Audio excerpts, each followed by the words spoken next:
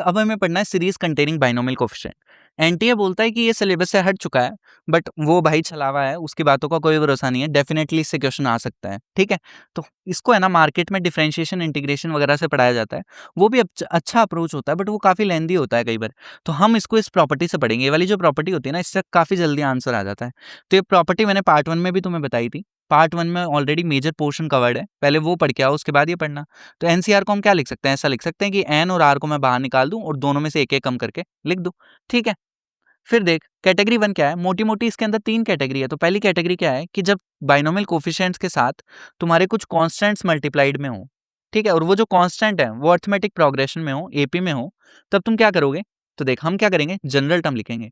तो इसका general term बड़ी आसानी से दिख रहा है, साफ साफ दिख रहा है, आर इंटू एनसीआर लिखा हुआ है। ये देख, ये वाला टर्म इधर आ रहा है, ये वाला टर्म इधर आ रहा है, ये वाला टर्म इधर आ रहा है। ठीक है, तो ये तो अंधे को भी दिख रहा है, आर इंटू एनसीआर लिखा हुआ है। फिर यहाँ मैंने क्या लगा दिया, इस पे समेशन लगा दिया, तो मेरे को सम मिल जाएगा। अब यहाँ देख इंट्यूशन क्या है इस प्रॉपर्टी का। प्रॉपर्टी का इंट्यूशन है आर वेरिएबल है। अगर मेरे से केवल इसका समेशन पूछता तो ये तो सब जानते हैं 2 टू द पावर n होता है, सारे बाइनोमियल कोफिशिएंट्स का सम। बट यहाँ आर वेरिएबल है और समेशन आर पे लगा है, आर वेरिएबल है। तो अगर मैं कुछ भी करके आर को कैंसिल कर दूं तो मेरा काम तो हो जाएगा। तो मैंने क्या किया, इस प्रॉपर्टी का यूज किया इधर। इसको मैं क्या लिख सकता हूँ, n by r, n minus one c r minus one, ऐसा लिख सकते हैं। तो यहाँ से देख आर कैंसिल हो गया। तो अगर आर कैंसिल हो गया तो इस एन बचा अब तो इस एन को तो मैं बाहर फेंक सकता हूँ, तो वो मैंने बाहर फेंक दिया। अब इसका समेशन तो बड़ा प्यारा है। इसको देख, आर की वैल्यू जैसे ही 1 पुट कर रहा है तो ये क्या बन रहा है, ये बन रहा है तेरा n माइनस वन सी जीरो। चलता जा रहा है और जैसे ही आर की वैल्यू n तक जा रही थी तो जैसे ही n पुट करेगा तो ये क्या बनेगा, n minus one c n minus one. तो ये जीरो से लेके सारे बाइनोमियल कोफिशिएंट कवर हो गए हैं। तो इसका सम तो बड़ा प्यारा होता है, क्या होता है, 2 to the power n minus one. तो यहाँ से ये आ गया। ठीक है, अब इसको तुम्हें एज ए रिजल्ट याद रखना है क्या, कि आर इंटू एनसीआर का जो समेशन होता है वो ये होता है। अब इसकी मार्केट में दूसरी अप्रोच भी चलती है, एक डिफरेंशिएशन के अलावा। क्या, कि तुम क्या कर सकते हो, जब भी ऐसा हो कि जो नंबर्स मल्टीप्लाइड हैं वो क्या हो तुम्हारे अर्थमेटिक प्रोग्रेशन में, तो तुम क्या करोगे, फ्लिप करके ऐड कर दोगे। अब इसका इंट्यूशन क्या है वो समझने का ट्राई करो। तो सबसे पहले तो ये वाला टर्म मैंने ऐड कर दिया, क्योंकि सारे बाइनोमियल कोफिशिएंट हो तो सम अच्छा रहता है ना। ठीक है, इसलिए ऐड कर दिया। फिर दूसरी बात ये कि देख, जब मैं इसको फ्लिप करके ऐड किया तो ये दोनों टर्म्स तो सेम ही लिखे हुए हैं। ये तो बच्चे बच्चे को दिख रहा है, ये वाले टर्म भी सेम लिखा हुआ है, इससे ये वाला टर्म भी क्या लिखा है, सेम लिखा हुआ है। दूसरी चीज ये कि ये जो कॉन्स्टेंट्स का सम है, यहाँ देख, यहाँ देख, यहाँ देख, हर बार कितना हो रहा है, एन हो रहा है, हर बार एन हो रहा है भाई। ठीक है, तो ये इंट्यूशन है। तो मैंने इन दोनों को जोड़ दिया। तो जैसे मैं इन दोनों को जोड़ा, यहाँ एन आ रहा है, ये हर बार एन कॉमन आ जाएगा, और ये एन से जीरो लिखा हुआ है तो सारे बाइनोमियल कोफिशिएंट का क्या आ जाएगा, सम आ जाएगा। अब ये तो 2 टू द पावर एन होता है, इस 2 को नीचे भेज देना, क्योंकि हमें तो एस की वैल्यू चाहिए। तो यहाँ से एस की वैल्यू क्या आ गई, ये आ गई। तो फ्लिप करके तुम ऐड भी कर सकते हो। ये अप्रोच भी अच्छा अप्रोच है, अगर नंबर्स तुम्हारे क्या है, एपी में है। ठीक है, अब अभी तक तो जनरल टर्म प्यारी आई थी उस सवाल में। अगर जनरल टर्म ऐसी आ गई तो क्या करना है, समेशन को स्प्लिट ही तो करना है। तो देख, 2 तो कांस्टेंट है जो कि बाहर आ जाएगा। फिर आर इंटू एनसीआर पे समेशन बचेगा और एनसीआर पे समेशन बचेगा। इसका समेशन तो बड़ा प्यारा होता है, ये सब जानते हैं, 2 टू द पावर एन होता है। अगर सारे इंक्लूडेड हैं, ये मेक श्योर कर लेना सारे इंक्लूडेड है, मतलब आर की वैल्यू तुम्हारी 0 से लेके एन तक जा रही है। ठीक है, दूसरी बात ये, इसका अभी हमने रिजल्ट देखा था, क्या होता है, ऐसा होता है। तो मतलब समेशन को तुम्हें क्या कर देना होगा, स्प्लिट कर देना होगा। तो बहुत ही प्यारा मेथड है, जल्दी तुम्हारा इससे क्या आ जाता है, आंसर आ जाता है। फिर देख, इस पे एक सवाल आया था मेंस में, वो देख लेते हैं। तो क्या सवाल था, ये वाला सवाल था मेंस में, क्या कि r square into 20 c r का तुम्हें समेशन पूछ रहा था। अब वही इंट्यूशन है वापस से कि आर क्योंकि वेरिएबल है, तो अगर मैं कुछ करके इसको एलिमिनेट कर दूं तो इसका समेशन तो बड़ा आसान होता है ना। तो मैंने वापस वही प्रॉपर्टी लगाई। मेरे को दिखा कि मैं इसको वो वाली प्रॉपर्टी लगा के 20 by r into 19 c r minus one लिख सकता हूँ, तो मैंने लिख दिया। तो देख, एक आर से आर कैंसिल हो गया, 20 कॉन्स्टेंट था उसको बाहर फेंक दिया, तो ये बच गया। ठीक है, यहाँ तक पहुंच जाओगे तुम। बस पूरा खेल उस प्रॉपर्टी का ही है, वो प्रॉपर्टी तुम्हें बढ़िया से पता होनी चाहिए। इसको मैं ऐसा लिख सकता हूँ ना, ठीक है, ये तुम्हें बढ़िया से पता होना चाहिए। तो यहाँ तक पहुंच गया मैं। अब यहाँ आर माइनस वन है, तो मैंने यहाँ भी आर माइनस वन बनाने का सोचा, तो मैंने ऐसा कर दिया, r minus one plus one. कर सकता हूँ, हाँ बिल्कुल कर सकते हैं। तो उससे फायदा क्या हुआ, अब देख, इस समेशन को मैंने स्प्लिट कर दिया तो मैं यहाँ पहुंच गया। 20 तो कांस्टेंट था, बाहर ही रहेगा। फिर देख, ये बचा तेरे पास। अब ये वाला जो टर्म है, ये तो बड़ा प्यारा टर्म है, क्योंकि आर को 1 पुट करके कितना आ रहा है, 19 सी 0 आ रहा है, और आर को 20 पुट करके कितना आ रहा है, 19 सी 19। मतलब यहाँ तो सारे बाइनोमियल कोफिशिएंट का सम लिखा हुआ है, तो वो तो कितना होता है, 2 टू द पावर 19 होता है। ठीक है, तो ये टर्म तो बड़े प्यार से आ गया। ये वाला टर्म कैलकुलेट करना है। तो देख, इसमें हम क्या कर सकते हैं, वापस वही प्रॉपर्टी लगाएंगे। इसको कैसे लिखेंगे, 19 अपॉन आर माइनस वन, इन दोनों को लिख देंगे और फिर दोनों में से एक एक कम करके लिख देंगे। तो कितना बचेगा, 18 सी आर माइनस टू बचेगा। ये टर्म ऐसे एज इट इज आ जाएगा। यहाँ से देख, आर माइनस वन से आर माइनस वन कैंसिल हो जाएगा, 19 बार फेंक देंगे, इसका समीशन बचा। अब जो ये भी बड़ा प्यारा बन गया। कि आर की वैल्यू 2 से लेके 20 तक अगर जा रही है तो यहाँ ध्यान रखना कि आर पहले 1 था, यहाँ मैंने 2 क्यों कर दिया? तो देख अगर मैं यहाँ आर 1 रखूंगा तो वो तो नेगेटिव हो जाएगा ना, तो ये नेगेटिव तो डिफाइंड होता नहीं है, तो यहाँ हम आर को क्या कर सकते हैं? 2 कर सकते हैं, एस करने में कोई दिक्कत वाली बात नहीं है। ठीक है, तो ये क्या बन रहा है? अब देख आर को जैसे ही 2 पुट किया ये बन रहा है 18C0, और जैसे ही मैंने आर को 20 पुट कर दिया ये बन रहा है 18C18, तो ये तो सारे बाइनोमियल कोएफिशिएंट का सम लिखा है, तो ये वैल्यू क्या है? 2 to the power 18 है। ठीक है, ठीक है, तो आ गया आंसर। अब देख अगर कल को उसने आर क्यूब पूछ लिया तो क्या पूरा थोड़ी कैलकुलेट करेंगे? पैटर्न को ऑब्जर्व करो ना, ये वाला याद रखो एक। फिर अगर आर स्क्वायर इंटू एनसीआर पूछ ले तो डायरेक्ट पता होना चाहिए कि ये वाला टर्म तो आया ही होगा। आगे क्या करना है तुम्हें? ये जो लिखा हुआ है इसको डिफरेंशिएट कर देना है बस। देख एन एज इट इज, इस वाले टर्म को अगर मैं डिफरेंशिएट करूँ तो पावर नीचे आ जाएगी और ये कितना बनेगा इधर? -2 हो जाएगा। तो ऐसे तुम क्या कर सकते हो? याद रख सकते हो। सिमिलरली अगर आर क्यूब उसने पूछा तो ये 2 टर्म्स तो ऑलरेडी आए होंगे और केवल इस टर्म का तुम्हें क्या करना है? डिफरेंशिएशन करना है आगे। तो ये टर्म तो एज इट इज आएगा, इसका करोगे तो n-2 नीचे आ जाएगा और इसमें से एक कम हो जाएगा। यही आ रहा है, ऐसे याद रख सकते हो तुम इसको। ठीक है, फिर दूसरी कैटेगरी देखते हैं। दूसरी कैटेगरी में क्या है? नंबर्स तुम्हारी डिवीजन है। अब इसको तुम इंटीग्रेशन से भी समझ सकते हो, बट बेटर अप्रोच वही, मेरे को तो ये वाली प्रॉपर्टी अच्छी लगती है तो मैं प्रॉपर्टी का यूज करूंगा। ऑलरेडी मीन्स में आ चुका है ये वाला सवाल, तो देख इसको सॉल्व करते हैं। इसका समेशन तुम्हें पूछ रहा है बेसिकली पूरे का। ठीक है, तो देख इसकी अगर मैं जनरल टर्म लिखूं तो हर बार दिख रहा है, देख यहाँ से एक ज्यादा लिखा है, यहाँ नीचे 1 लिखा है, मतलब NCR/R+1 रही होगी जनरल टर्म। देखना यार हर बार नीचे वाला जो टर्म है वो इस वाले टर्म से एक बड़ा आ रहा है, तो ये जनरल टर्म रही होगी। फिर देख अब मैं को क्या करना है? इसका समेशन निकालना है। निकालना है? हाँ बिल्कुल निकालना है। तो अगर मैं आर को एलिमिनेट कर दूं कुछ ना कुछ करके, गोल तो वही है क्योंकि आर वेरिएबल है, तो क्या मैंने कहीं डिनोमिनेटर में R+1 देखा है? तो मेरे को ये प्रॉपर्टी चमकती है कि अगर मैं ऐसा लिखूं तो इसको मैं ऐसा लिख सकता हूँ n+1/R+1 और दोनों में से एक एक कम करके लिख सकता हूँ। ये प्रॉपर्टी बहुत बार बता चुका हूँ मैं अभी, है ना? तो देख क्या करना है आगे, ये वाला टर्म बनाना है। तो देख अगर तू ध्यान से देखे तो ये यही तो लिखा हुआ है, तो मतलब ये वाला टर्म जो है इसको मैं क्या लिख सकता हूँ? n+1 को नीचे भेज दो तो इसको मैं ऐसा लिख सकता हूँ, मतलब ये जो टर्म है ये इसके बराबर है। इस प्रॉपर्टी से आया है, समझ गए होंगे तुम। फिर जो उसने समेशन पूछा था, अब देख मैंने आर को एलिमिनेट कर दिया डिनोमिनेटर से, जो मेरा गोल था वो खत्म हो चुका है। अब एन तो क्योंकि कांस्टेंट है, समेशन तो क्योंकि आर पे लगा है, तो एन को मैंने क्या कर दूंगा? बाहर फेंक दूंगा, तो एन तो बाहर आ जाएगा तेरा। अब तेरे को केवल इसको खोलना है। तो देख जैसे आर को 0 पुट करा तो क्या बन रहा है? ये बन रहा है n+1 C1 2, n+1 तक पूरे बन रहे हैं, बट यहाँ 0 तो मिसिंग है, तो मेरे को 0 इंक्लूड करना पड़ेगा, तो 0 को सब्ट्रैक्ट भी करना पड़ेगा। तो ये तो सारे बाइनोमियल कोएफिशिएंट का सम लिखा है, तो 2 to the power n-1 -1। बस यहाँ मेक श्योर कर लेना जब तुम सम करो ना तो सारे बाइनोमियल कोएफिशिएंट इंक्लूडेड होने चाहिए। बट जनरली क्या हो रहा होगा, ये जो पहला टर्म होगा ये इंक्लूडेड नहीं होता है, तो इन दोनों को हम क्या कर देंगे? ऐड और सब्ट्रैक्ट दोनों कर देंगे। ठीक है, तो बड़ी आसान सी चीज है, तो ये आ जाएगा तुम्हारे पास। लोग तो इसको भी कैसे याद रखते हैं? रिजल्ट की तरह याद रखते हैं, समझ गए होंगे तुम बढ़िया से। तो ये जो प्रॉपर्टी है ये बहुत इंपॉर्टेंट है, इसको घोल के पी जाओ यार, कि एनसीआर अगर लिखा है तो मैं इसको ऐसे लिख सकता हूँ n/r n-1 CR-1। इन दोनों टर्म्स को डिवीजन में लिख सकता हूँ और दोनों में से एक एक कम करके लिख सकता हूँ। ठीक है, समझ गए होंगे तुम बढ़िया से। तो 2025 में आया हुआ बहुत ही प्यारा सवाल। देख इसका तुम्हें क्या निकालना है? समेशन निकालना है। तो देख आगे जो भी पूछा है वो तो बड़ा आसानी से कर लेगा तू, ये करना है बस मेनली। तो यहाँ पहली चीज जो ऑब्जर्व करनी है वो ये कि ये जो लिखा है उससे एक टर्म बड़ा यहाँ लिखा है, तो ये कौन सी कैटेगरी वाला सवाल है? ये तो क्योंकि जो टर्म्स हैं नंबर्स हैं वो डिनोमिनेटर में है, डिवाइड में है, तो कैटेगरी 2 का सवाल है। तो यहाँ तुम्हें क्या करना होगा? देख ये वाला सवाल है NCR/R+1 वाले पैटर्न वाला। ठीक है, तो यहाँ हम क्या करते थे? आर को एलिमिनेट करते थे क्योंकि समेशन निकालना है और वेरिएबल आर है, तो अगर आर एलिमिनेट हो जाता था तो इसका समेशन तो बड़ा आसान होता था। तो जब हम इसको एलिमिनेट करते थे, अब ये चीजें रटनी नहीं होती, ये चीजें तुम प्रैक्टिस से याद हो जाती है अपने आप। यहाँ R+1 को जब रिप्लेस करते थे तो वो n+1 आता था और यहाँ एक एक बढ़ा के लिख देते थे तो ये हो जाता था। अब इसको रटने मत बैठना, प्रैक्टिस से याद हो जाता है यार। ये आया कहाँ से है? तो ये यहाँ से आया है। तुम्हें डिनोमिनेटर में R+1 चाहिए तो ये लिख दो। इसको कैसे लिख सकते हैं? इसको ऐसे लिख सकते हैं, दोनों को बाहर निकालो, दोनों में से एक एक कम करके लिख दो। ठीक है, फिर जो टर्म तुम्हें चाहिए वो ये है, तो देखो n+1 को नीचे भेज दोगे तो आ जाएगा।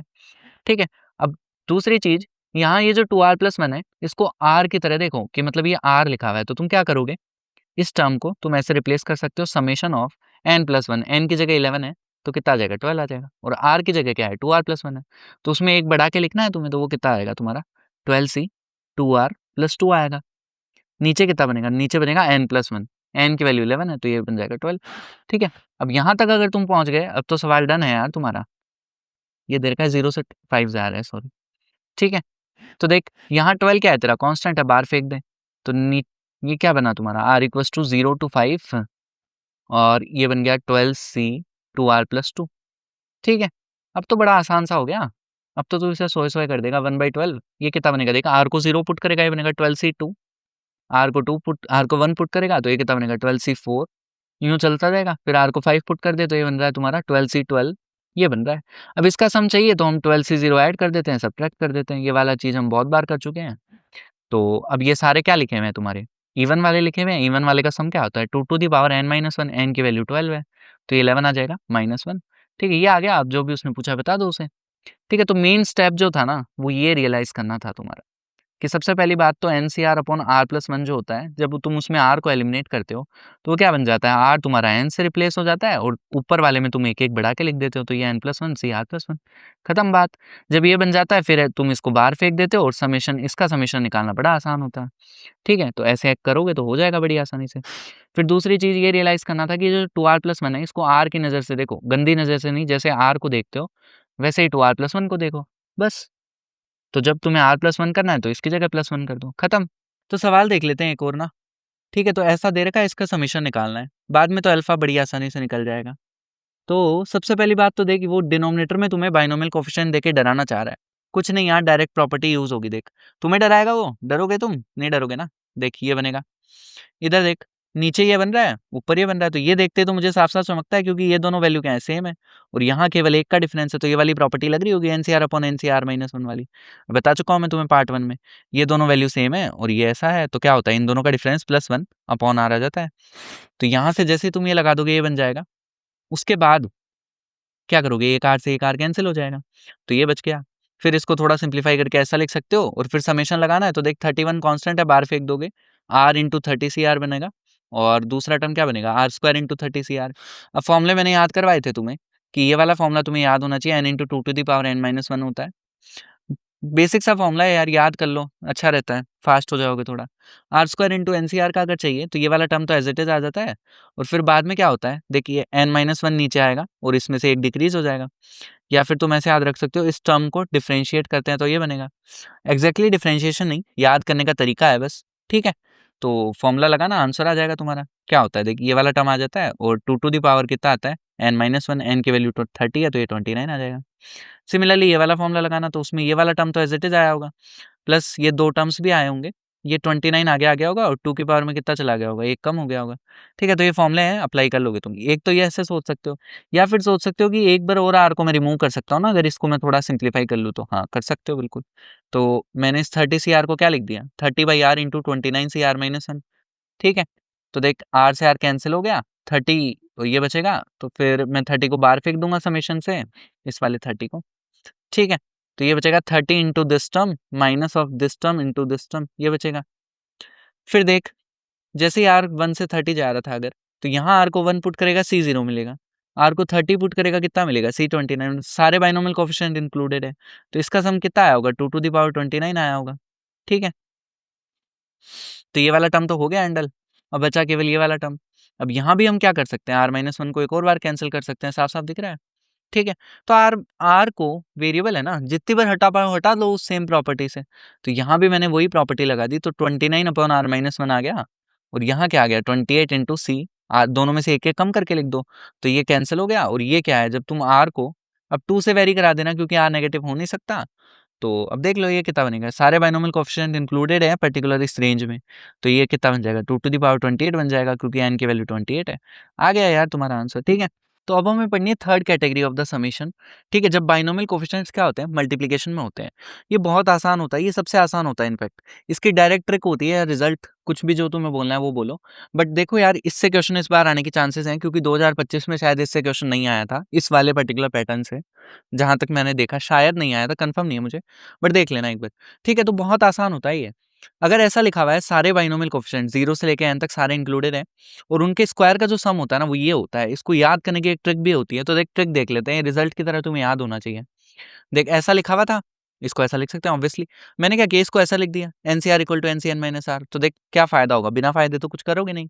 तो फायदा क्या होगा, देख यहाँ 0 और n का सम देख n, 1 और n-1 का सम देख n, n और 0 का सम देख n, मतलब हर बार सम क्या हो चुका है, कांस्टेंट। ये बहुत इंपॉर्टेंट स्टेप है। जब भी तुम्हें दो बाइनोमियल कोफिशिएंट्स मल्टीप्लाई में दिख जाए और उनका समेशन पूछा हो, तो तुम क्या करोगे, सम को कांस्टेंट बनाओगे। हर बार यही प्रोसीजर होगा। तो अगर सम को कांस्टेंट बना दोगे तो फायदा क्या होगा, उसके बाद तुम क्या कर सकते हो, डायरेक्ट ट्रिक है कि तुम कोई सी भी टर्म को उठा लो। लेट्स से मैंने इसको उठा लिया nc1 इंटू ncn-1, ठीक है। तुम क्या करोगे, इन दोनों को जोड़ दोगे और इन दोनों को जोड़ दोगे, तो ऊपर कितना बना 2n और नीचे कितना बना n, ठीक है। और अगर तुम्हें इसे थोड़ा सा फील चाहिए इस टॉपिक का, तो तुम क्या कर सकते हो, ऐसे समझ सकते हो कि हर बार टोटल जनता जो है, टोटल लोग जो अवेलेबल है वो 2n है। देख, हर बार 2n है, मतलब जो टोटल जनता अवेलेबल है वो 2n है, और तुम कितने लोगों को सेलेक्ट कर रहे हो, उनमें से हर बार n को सेलेक्ट कर रहे हो, तो 2ncn आ जाएगा। ऐसे भी तुम इसको क्या कर सकते हो, समझ सकते हो। दूसरी बात ये कि यहाँ ये जो ऊपर वाला टर्म था, ये जरूरी नहीं है इक्वल हो, समझ रहे हो, यहाँ ये अनइक्वल भी हो सकता है। बट केस क्या है कि ये जो k प्लस एल है ना, ये तुम्हारा क्या होना चाहिए, कांस्टेंट। मतलब नीचे वाली टर्म्स का सम क्या होना चाहिए, कांस्टेंट होना चाहिए। ये इंपॉर्टेंट है। तो अगर ऐसा होगा तो टोटल जनता कितनी अवेलेबल है, m प्लस n, और कितने लोग सेलेक्ट कर रहे हो, k प्लस एल, तो ये क्या होता है, इसका डायरेक्ट रिजल्ट होता है। बढ़िया से पता होना चाहिए। तो देखिए इसका सवाल देखते हैं। अब सबसे पहले मेरे को दिख रहा है कि बाइनोमियल कोफिशिएंट्स क्या है, मल्टीप्लिकेशन में है, बट उनके साथ कुछ कांस्टेंट्स भी है। तो सबसे पहले मैंने जनरल टर्म लिख दिया, ठीक है। 2023 का सवाल है ये, ठीक है। तो ये बन जाएगा, जनरल टर्म तो साफ दिख रहा है यार, r इंटू 30 लिखा हुआ है, ठीक है। फिर इस पे समेशन अगर तुम लगाओगे तो इसको मैं ऐसा लिख सकता हूँ, ठीक है। फिर मैंने क्या किया, वापस मेरे को r वेरिएबल है, r को हटा देता हूँ। अगर r ना होता, इधर सोच के देख, ये ना है, अगर ये ना है तो केवल ये दो है, तो केवल अगर ये दो हैं तो अब तो बड़ा आसान है ना, क्योंकि मैंने बताया डायरेक्ट ट्रिक लग जाएगी इनमें, तो इसको तुम फ्लिप करके लिख दोगे, फिर सम कांस्टेंट हो जाएगा। तो मतलब मेन गोल क्या है, आर को हटाना। तो मैंने क्या किया, इस वाले में वही वापस वो वाली प्रॉपर्टी लगा दी। कई बार बता चुका हूं अब तो मैं ये कि 30/r, और दोनों में से एक एक कम करके लिख दिया, तो यहाँ से आर आर कैंसिल हो गया, 30 को मैंने बाहर फेंक दिया, ये टर्म बच गई आगे। अब मैंने बताया था कि अगर दो बाइनोमियल कोएफिशिएंट मल्टीप्लाई में दिख जाए तो क्या करोगे, सम को कांस्टेंट करोगे इनका। अब यहाँ क्या सम कांस्टेंट हो रहा है, अभी तो नहीं हो रहा, तो मैं इसको फ्लिप करके लिख देता हूँ इस वाली टर्म को। तो इसको मैंने फ्लिप करके क्या लिख दिया, दिस माइनस दिस लिख सकता हूँ, तो ये बन गया 29 माइनस ये करोगे तो यही तो बनेगा 30 माइनस आर। अब देख इनका सम देख, यही बनेगा ना, हाँ। इनका सम देख कितना आ रहा है, यहाँ सम कांस्टेंट आ चुका है, मतलब सम 30 कांस्टेंट हो गया। जैसे ही सम कांस्टेंट हो जाए, इन दोनों को जोड़ दो, इन दोनों को जोड़ दो, कितना हो गया आंसर, 59, और इसका हो गया 30। तो ये क्या हो गया तुम्हारा फाइनल आंसर हो गया। आप देख लेना, उसने सम दिया है, यहाँ से अल्फा पूछ रहा है। अब आगे तो हल्की सी मजदूरी है, वो कर लेना, यहाँ से तुम्हारा अल्फा आ जाएगा। फिर देख सेम क्वेश्चन भाई एडवांस में भी आया हुआ है, ये 2018 वाला। क्या है, सेम है। इसकी जनरल टर्म क्या रही होगी, r इंटू 10 का स्क्वायर रहा होगा, उसका समेशन पूछ रहा है। अब तो तुम इसको बड़ी आसानी से कर सकते हो, ठीक है। मल्टीनोमियल की जनरल टर्म देखो ऐसी दिखती है, ठीक है। यहाँ क्या लिखा हुआ है, n फैक्टोरियल, x की पावर कुछ r आई होगी, y की पावर कुछ s आई होगी, z की पावर कुछ t आई होगी, इन तीनों का फैक्टोरियल होता है नीचे। यहाँ r plus s plus t कितना होता है, n होता है। तो अगर मैं बाइनोमियल से इसको रिलेट करने का ट्राई करूं, तो जब मैंने बाइनोमियल की जनरल टर्म लिखी होती है तो वैसी दिख रही होती है। मल्टीनोमियल से डर लगता है काफी लोगों को, बट इतना टफ होता नहीं है यार। देखो ध्यान से अगर तुम ऑब्जर्व करो, इस अगर टर्म को मैं ऐसा लिख दूं, लिख सकता हूँ, हाँ बिल्कुल लिख सकते हैं। तो x की पावर में क्या आ रहा है, ये वाला फैक्टोरियल, y की पावर में क्या आ रहा है, ये वाला फैक्टोरियल। अब किया क्या गया है, लेट्स से मैंने इसको कुछ नया नाम दे दिया, n माइनस आर को s बोल दिया, तो इसको मैं ऐसा लिख सकता हूँ, ठीक है। और यहाँ s प्लस आर कितना रहा होगा, फिर देख ले, यहाँ से s प्लस आर n रहा होगा। तो अगर तू इस वाली चीज को देखे और इस वाली चीज को देखे, तब तुझे पता चलेगा तो सेम सी चीज लिखी हुई है ना। देख, यहाँ 2 टर्म्स के लिए है, यहाँ 3 टर्म्स या 4 टर्म्स, जितनी भी टर्म होंगी उन सब के लिए हो जाएगा। तो इसको बोल देते हैं मल्टीनोमियल, कि अगर ये जो एक्सप्रेशन है तुम्हारा, इसमें 2 से ज्यादा टर्म्स है, तब जनरल टर्म ऐसी दिखती है। बढ़िया से पता होना चाहिए, ऐसे लिखते हैं। यहाँ r plus s plus t कितना होता है तुम्हारा, n के बराबर होता है, इसके बराबर, ठीक है।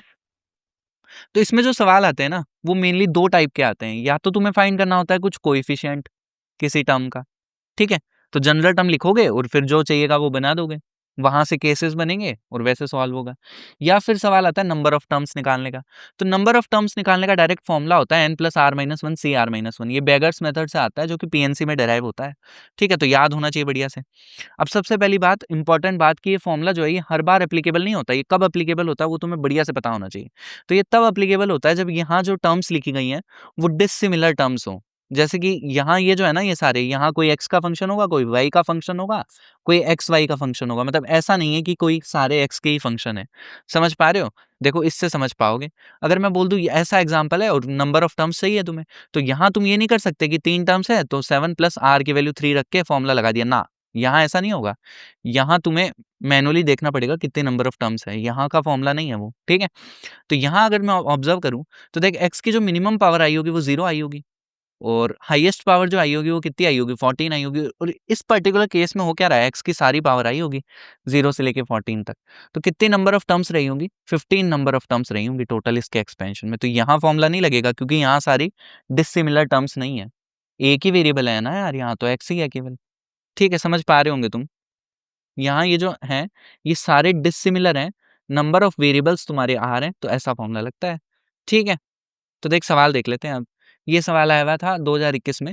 क्या बोल रहे हैं कि इसके एक्सपेंशन में तुम्हें इसका कोएफिशिएंट निकालना था, जो कि ये दे रखा है, तो के की मतलब कोएफिशिएंट निकालना है इसका। ठीक है, तो 3 टर्म्स दिख गई मेरे को, तीनों डिसिमिलर हैं, एक ए का फंक्शन है, एक बी का फंक्शन है और एक ए बी का फंक्शन है।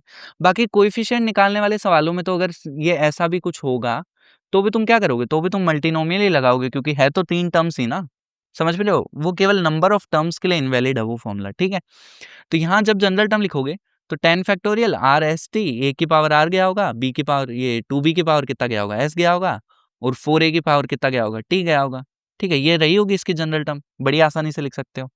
फिर उसके बाद क्या करोगे, कोएफिशिएंट को अलग रख दोगे, वेरिएबल को अलग रख दोगे। तो देख ए की पावर में क्या आया होगा, ए की पावर में आर आया होगा और यहाँ से टी आया होगा। ठीक है, तो आर प्लस टी आया होगा। बी की पावर में यहाँ से 5 आया होगा और यहाँ से कितना आया होगा, टी आया होगा, तो 5 प्लस टी आया होगा। कोएफिशिएंट को अगर मैं अलग कर लूँ तो ये रहा होगा, और यहाँ से 2 की पावर एस आया होगा और 4 की पावर टी आया होगा, उसको मैंने क्या कर दिया, अलग रख दिया। ठीक है, समझ पा रहे होंगे। फिर क्या बनाना था तुम्हें, ए की पावर 7 बनाना था और बी की पावर 8 बनाना था।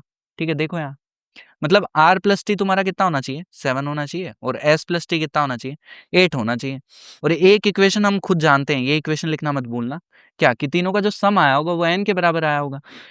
3 इक्वेशन 3 वेरिएबल, बड़ी आसानी से सॉल्व कर लो। यहाँ दिख रहा है साफ साफ कि एस प्लस टी की वैल्यू अगर 8 है तो आर की वैल्यू कितनी रही होगी, 2 रही होगी, और आर अगर 2 है तो टी कितना रहा होगा, 5 रहा होगा। अब ये दोनों आ गए तो एस भी आ जाएगा बड़े प्यार से। ठीक है, अब तुम्हें तीनों की वैल्यू मिल गई तो ये इसके अंदर पुट कर देना, कोएफिशिएंट आ जाएगा। मजदूरी है, कर लेना आगे। तो एक ये वाला जो क्वेश्चन था ये रिसेंट में आया था तुम्हारे। क्या है कि ये कुछ दे रखा है, ऐसा दिखता है ये। अब 3 टर्म्स है तो मल्टीनोमियल लगेगा। इधर देख, यहाँ सारे ऑड हैं, अगर तू पैटर्न को ऑब्जर्व करे। ठीक है, साफ-साफ दिख रहा है सारे ऑड हैं, और एक A2 निकालना है तुम्हें अलग से। तो ये तो बड़ी आसानी से बड़े प्यार से निकल जाएगा। कैसे कि एक बार मैं x को अगर 1 पुट कर दूँ, तो मेरा जो है ये इधर बन जाएगा। देख ये कितना बनेगा, 3 की पावर 10 और सारे A0 प्लस A1 से लेके A20 तक का सम आ जाएगा। और मतलब ये तो बड़ा आसान होता है यार ऑड वाला निकालना। तो फिर मैं x को कितना पुट कर दूँगा, -1 पुट कर दूँगा। तो जैसे ही -1 पुट करूँगा तो ये कितना बनेगा, 1 -1 1 बनेगा ये। यहाँ 1 बन जाएगा, और ये कितना बनेगा, देख जहाँ x की पावर ऑड होगी वो वाला टर्म नेगेटिव आ जाएगा, क्योंकि x को मैंने कितना पुट किया, -1, तो ये आ जाएगा। फिर मैं क्या कर सकता हूँ, क्योंकि मुझे ऑड वाले चाहिए तो इन दोनों इक्वेशन को क्या कर सकता हूँ, सब्ट्रैक्ट कर सकता हूँ। तो इनको मैंने सब्ट्रैक्ट कर दिया तो सारे ऑड वाले आ जाएंगे। ठीक है, और ये ट्वाइस 2 को डिवाइड कर देना। तो ये वाला कैलकुलेशन तो तुम बहुत बार करते हो, एक बार x को 1 पुट करते हो, -1 पुट करते हो, फिर रिक्वायरमेंट के हिसाब से या तो ऐड करते हो या सब्ट्रैक्ट करते हो। अब इस पर्टिकुलर केस में तुम्हें सब्ट्रैक्ट करना है, क्योंकि तुम्हें सारे क्या चाहिए, ऑड वाले चाहिए। समझ गए होंगे। फिर तुम्हें ये चाहिए A2। अब यहाँ लगेगा मल्टीनोमियल, क्योंकि एक सिंगल कोएफिशिएंट निकालना है। तो A2 क्या है तुम्हारा, इधर x स्क्वायर का कोएफिशिएंट है। मतलब तुम्हें इसके एक्सपेंशन में x स्क्वायर का कोएफिशिएंट चाहिए, वही तो है A2। और A2 मिल गया, ये मिल गया, फिर तो कर लेना, मजदूरी है बेसिक से। तो A2 निकालने के लिए क्या करना होगा तुम्हें, A2 है क्या, x स्क्वायर का कोएफिशिएंट इसके एक्सपेंशन में। तो सबसे पहले क्या करोगे, जनरल टर्म लिखोगे। तो 10 फैक्टोरियल आर एस टी रहा होगा, 1 की पावर आर, एक्स की पावर कितना एस, और एक्स स्क्वायर की पावर कितना गया होगा, टी गया होगा। सबसे पहली बात तुम यही लिख लिया करो हमेशा, r plus s plus t कितना रहा होगा, 10 रहा होगा। तो एक इक्वेशन तो ये रही होगी, किसका कोफिशिएंट चाहिए, एक्स स्क्वायर। मतलब एक्स के ऊपर पावर क्या आई होगी, 2 आई होगी। तो यहाँ से देख कितना बना होगा, एस प्लस 2t है एक्स की पावर, वो कितनी होनी चाहिए, 2 होनी चाहिए। अब देख, 2 इक्वेशन है, 3 वेरिएबल है, तो हम क्या कर सकते हैं, डायरेक्टली तो सॉल्व कर नहीं सकते, तो केसेस बनाएंगे। मैंने टी को अज्यूम कर लिया, क्योंकि क्यों अज्यूम कर सकते हैं, क्योंकि ये सारे क्या रहे होंगे, होल नंबर रहे होंगे। ठीक है, इसलिए हम अज्यूम कर सकते हैं ना। तो पहले केस में मैंने क्या ले लिया, टी को 0 ले लिया। तो अगर टी 0 है तेरा, टी 0 है तो एस कितना रहा होगा, 2 रहा होगा। और फिर आर कितना रहा होगा इस इक्वेशन से, इन दोनों का सम 2 है तो आर 8 रहा होगा। ठीक है, फिर दूसरे केस में मैंने टी को 1 ले लिया, ले सकता हूँ, हाँ बिल्कुल ले सकते हैं। तो टी अगर 1 है तो एस 0 रहा होगा, और इन दोनों का सम क्योंकि 1 आ गया तो आर कितना रहा होगा, 9 रहा होगा। ये दोनों केसेस बड़ी आसानी से बना लोगे। फिर लेट से मैंने टी को 2 सोचा, तो टी 2 तो हो ही नहीं सकता, क्योंकि एस नेगेटिव आ जाएगा। ये सारे तो होल नंबर होते हैं, तो नेगेटिव तो नहीं हो सकता। तो यही 2 केसेस रहे होंगे। फिर एक्स स्क्वायर का कोफिशिएंट चाहिए, तो इसके अंदर पुट कर दो, यही तो है एक्स स्क्वायर का कोफिशिएंट। यहाँ से तो 1 ही आया होगा। आर एस टी की दोनों वैल्यूज आ गई तुम्हें, ये पुट कर दो तो ये आ जाएगा। मजदूरी है, A2 आ गया। अब एक बार A2 आ गया और मतलब तुम्हारे पास ये भी आ गया, ये भी आ गया, तो यहाँ से के तो निकाल ही लोगे। अब मजदूरी है, करो बढ़िया से। ठीक है। मल्टीनोमियल से एक बहुत लेंदी क्वेश्चन आया था तुम्हारे इसी में ना, वो भी तुम करना। उसमें क्या पूछा था तुमसे? पूछा था कि रैशनल टर्म्स अगर बनेंगी तो उनका तुम मुझे सम बता दो। ऐसा एक क्वेश्चन था। उसमें जो केसेस बन रहे थे ना, वो बहुत सारे बन रहे थे। वो खुद से बनाना, बैठ के प्रैक्टिस होगी तुम्हारी अच्छी खासी। लेंदी सवाल था, बढ़िया है एकदम। ये जो रिमाइंडर वाले क्वेश्चंस होते हैं, ये बहुत फ्रिक्वेंट होते हैं और बहुत ईजी होता है। सेम सा ही अप्रोच होता है। ठीक है। तो ये कुछ बड़ा सा नंबर दिख रखा है, कॉम्प्लिकेटेड सा। फिर पूछ रहा है कि 7 से जब तुम डिवाइड कर दोगे तो क्या रिमाइंडर बचेगा। तो तुम्हारी अप्रोच क्या रहती है कि जो नंबर लिखा हुआ है अंदर, उसको तुम क्या करो कि 7 के किसी फैक्टर में तोड़ लो। जैसे कि 7 के प्लस 1 तोड़ लो, या फिर 7 के प्लस 2 वो तोड़ लो, या 7 के प्लस 3 तोड़ लो। तो ये जो 1 2 3 बचता है, ये रिमाइंडर होता है। या फिर प्लस की जगह माइनस भी तो तोड़ सकते हो, 7 के -1, 7 के -2 एंड सो ऑन। ऐसा कुछ करने का ट्राई करो। तो अंदर जो नंबर लिखा हुआ है, सबसे पहले क्या लिखा हुआ है वो उसको देखते हैं कि 64 टू द पावर 64 लिखा हुआ है। एक बार इस वाली पावर को रहने दो, पहले इस वाली का रिमाइंडर निकाल लेते हैं, फिर बाद में पावर लगा देंगे। तो 64 टू द पावर 64 है, इसका तुम्हें रिमाइंडर निकालना है जो 7 से डिवाइड हो। अब साफ साफ दिख रखा है कि 7 का कौन सा मल्टीपल है जो कि इसके आसपास होता है। तो 63 प्लस 1 लिख देता हूँ मैं इसको, कि होल पावर 64 डिवाइड बाई 7। अब देख लो साफ साफ दिख रहा है ये क्या लिखा हुआ है तुम्हारा। यहाँ से जब तुम रिमाइंडर निकालोगे तो क्या बचेगा, 1 टू द पावर 64, वो 1 हो जाएगा। मतलब रिमाइंडर कितना बच रहा है, 1। अब फाइनली क्या है, 1 टू द पावर 64 है, तो वो वाला निकालोगे 1 to the power 64 divide by 7। तो यहाँ से भी रिमाइंडर कितना आएगा, 1। तो ये तो बेसिकली तुम्हारे फ्री के नंबर थे। ठीक है, ऑल्दो ये थोड़ा बेटर क्वेश्चन है, बट स्टिल ठीक है, अप्रोच तो समय सेम ही होती है। तो क्या बोला कि 7 की पावर 103 को तुम्हें क्या करना है, 23 से डिवाइड करना है। तो तुम क्या ट्राई करोगे कि ये जो टर्म लिखा हुआ है, इसको मैं 23 के मल्टीपल्स में तोड़ दूं, या तो ऐसा कुछ बन जाए, या फिर ऐसा कुछ बन जाए, या फिर ऐसा कुछ बन जाए, या फिर प्लस की जगह तुम माइनस भी तो लिख सकते हो।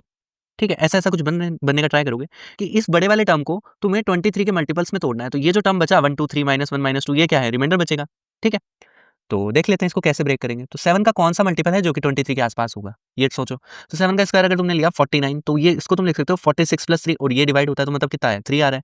अब एक बार 3 7 की पावर 3 लेके देख लो, तो 7 की पावर 3 मतलब 343। अब 343 को तुम कितना लिख सकते हो, 345 -2 ऐसा लिख दोगे। सर ऐसा क्यों लिखा, क्योंकि ये क्या है, 23 से डिविजिबल है। तो रिमाइंडर कितना है, -2। तो मैं 7 की पावर 3 को बाहर निकाल लेता हूँ यहाँ से। ठीक है, तो निकाल लेते हैं बाहर इसको, कि 7 की पावर 103 में से 3 को बाहर निकाल लिया, तो 7 की पावर 3 इंटू 34 बचेगा इधर, 102, ये हाँ ऐसा बचेगा, डिवाइड बाई 23। ठीक है। अब इसको जब तुमने, ये कितना है, ये है 343 की पावर कितना, 34 इंटू 7 डिवाइड बाई 23, ऐसा दे रखा है। अब इसको तुमने लिखा था ये 345 -2, मतलब यहाँ से इसको जब तुम 7 से डिवाइड कर रहे थे तो रिमाइंडर कितना आ रहा था, -2। तो -2 की पावर 34 इंटू 7 डिवाइड बाई 23। अब -2 की पावर 34 है, तो ये कितना हो गया, 2 की पावर 34 इंटू 7 डिवाइड बाई 23। अब ये पहले 7 एक ही है, तो इसको हैंडल कर लेते हैं कि 7 का कौन सा मल्टीपल है जो कि 23 के आसपास है। 7 2 जा 14, और एक और 2 दोगे इसको, तो 7 4 जा कितना 28। तो 7 इंटू 4 मतलब 2 की पावर 2 को क्या करो, बाहर निकाल दो। तो 2 की पावर 2 को जैसे ही बाहर निकालोगे, ये बन जाएगा 28, और ये बन जाएगा 2 की पावर 32 डिवाइड बाई 23। ठीक है। अब 2 की पावर 32 मतलब 2 का कौन सा मल्टीपल है जो कि 23 के आसपास है, सोचो कौन सी पावर है। तो 2 की पावर 5 कितना होता है तुम्हारा, 16। सॉरी, 2 की पावर 4 होता है 16। ठीक है, 2 की पावर 5 कितना, 32। 2 की पावर 6 कितना, 64। और 2 की पावर 7 कितना, 128। और फिर तुम देखोगे 2 की पावर 8 कितना, 256। अब देख लेते हैं इनमें से कौन सा मल्टीपल जो है वो 23 के आसपास है। तो ये तो नहीं है, ये भी नहीं है, ये भी नहीं है। इसको अगर तुम सोचो कि तो 115 होता है, तो ये भी नहीं है 23 के आसपास। और फिर तो ये वाला हो रहा है क्या, देखो। तो 23 के आसपास होना चाहिए 23 का कुछ मल्टीपल। तो मैं इसको लिख सकता हूँ 253 प्लस 3, और ये 23 से डिविजिबल है, सोचो। हाँ हाँ, डिविजिबल तो है 23 से, साफ साफ दिख रहा है। तो मतलब रिमाइंडर कितना बच रहा है, 3। मतलब 2 टू दी पावर 8 जो है वो 23 के आसपास है। तो इसको फर्दर तोड़ दो कि 2 की पावर 8, ठीक है, ऐसा लिख सकता हूँ। तो ये कितना बना तुम्हारा, 253 6 बचा, की पावर 4 इंटू 28 डिवाइड बाई 23। ठीक है। अब ये कितना लिखा हुआ है तुम्हारा, 253 प्लस 3 लिखा हुआ है। तो यहाँ से रिमाइंडर कितना बचा, 3। 3 to the power 4 into 28 divide by 23। अब 3 टू दी पावर 4 को तुम कितना लिख सकते हो, 81 इंटू 28 डिवाइड बाई 23। अब इसको सॉल्व कर लो। तो 81 इंटू 28 डिवाइड बाई कितना बचा, 23। अब 28 से जब 23 को डिवाइड करते हो तो रिमाइंडर 5 बचता है, और 81 का करोगे तो कितना बचेगा, 23 से कितना बचता है रिमाइंडर, सोचो। हाँ हाँ हाँ, कितना बचा देखो, 23 3 जा कितना, 69। तो ये बचा 12, तो ये हो गया 60। मतलब 60 डिवाइड बाई 23 कितना आंसर आ रहा है यहाँ से? साफ-साफ दिख रहा है 14 आ रहा है, तो रिमाइंडर कितना आ गया 14। ऑल्दो ये क्वेश्चन थोड़ा लेंथी हो गया रिमाइंडर वाले क्वेश्चंस के लिए, क्योंकि जो टिपिकल क्वेश्चंस आते हैं मेंस में रिमाइंडर वाले, वो जनरली इससे बहुत आसान होते हैं, ठीक है? बट स्टिल अप्रोच तो वही है, ठीक है? तो अच्छा क्वेश्चन है ये।